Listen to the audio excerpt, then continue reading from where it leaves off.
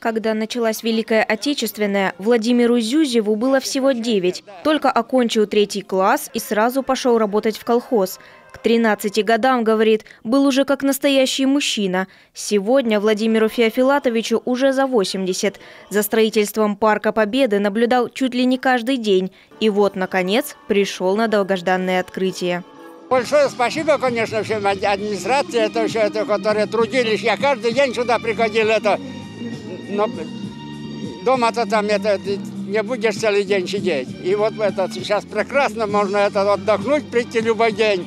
И если, конечно, погода позволяет.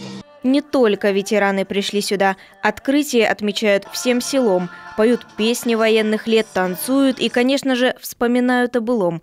Место Парка Победы выбрали не случайно.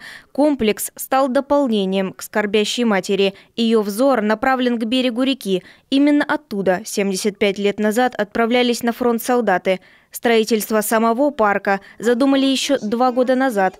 Тогда на этом месте был пустырь с борщевиком. Трудно представить, кто не знает, здесь были огороды и был борщевик, который нас всюду преследует, да? И мы вот решили как раз сделать это место так, облагородить. И у нас получилось, вот просто, и кто не знает, не верит, что здесь борщевик просто 2 метра, были какие-то огорошины, был просто заброшенный участок. На месте пустыря проложили дорожки, поставили скамейки, провели электричество. Установили и сами мемориалы. Здесь и красная звезда, и плиты с именами героев, погибших в годы войны. Горит вечный огонь. Прямо возле сцены оставили место для будущей аллеи. Ежегодно выпускники школ будут высаживать здесь липы. Такая вот связь прошлого и будущего.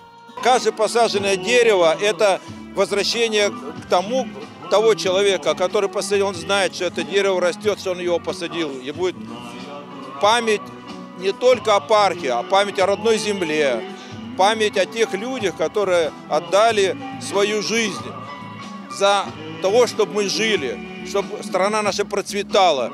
Задумка создания такого парка принадлежит местному поселению. Сами сделали дизайн, что-то придумывали, что-то брали из интернета. Да и средства привлекли немалые – 7 миллионов рублей. Причем и из местного бюджета, и из федерального. Так всем миром и спроектировали. Виктория Денисова, Вячеслав Беспалов, телеканал Юрган, Карткеросский район.